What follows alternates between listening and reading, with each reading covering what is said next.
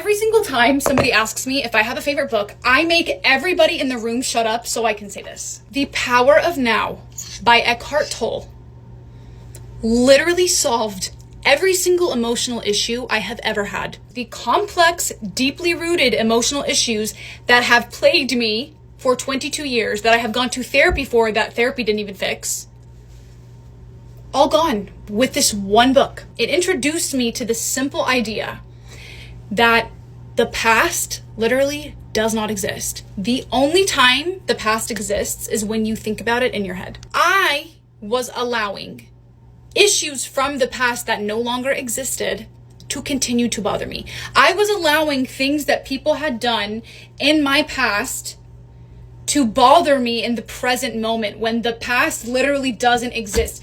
You can erase bad experiences by just feeling the emotions in the moment and then letting them go instead of just hanging on to them for all that time. I don't know if I'm explaining it right, but the past just doesn't exist. I have conscious control as a human being, as a consciousness.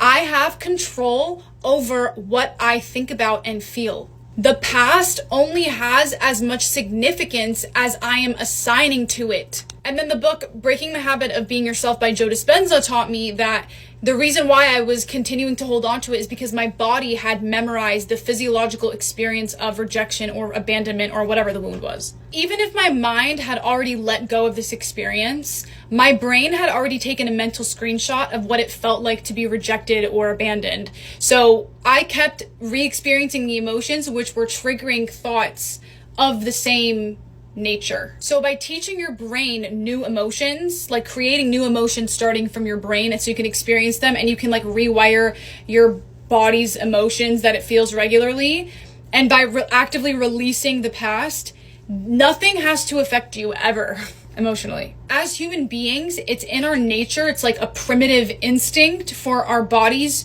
to internalize a negative experience just in case it happens again. We go in survival mode. But because we have a consciousness, we can intentionally control ourselves so that that doesn't have to happen. You just have to take conscious control of it.